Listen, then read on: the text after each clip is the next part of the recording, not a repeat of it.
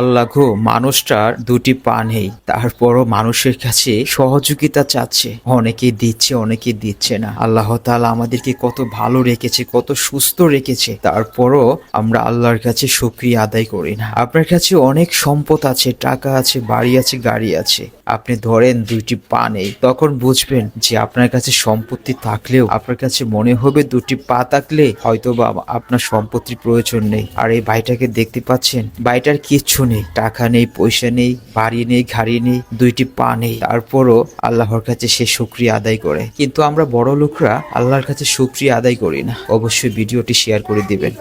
আপনাদের সবার কাছে আমার একটা প্রশ্ন, ভালো মানুষ কাজ করে খেতে পারে, তারা ভিক্ষা কেন করে? দেখেন এখানে কত মানুষ আছে, সবাই তো আর অসুস্থ না। কিছু কিছু মানুষ আছে কাজ করে খেতে পারে, তারা কেন ভিক্ষা করে? আমরা তো সবাই জানি ইসলাম থেকে ভিক্ষা করা একদম ঠিক না। অবশ্যই আমাকে কমেন্টে জানিয়ে দিবেন আর ভিডিওটি শেয়ার করে দিবেন। আজকে মামার কাছ থেকে বড় বড় বোম্বাই মরিচ কিনে নিয়ে গরুর মাংস রান্না করব। তো আমি আসছি এখান থেকে কিছু মরিচ নেওয়ার জন্য।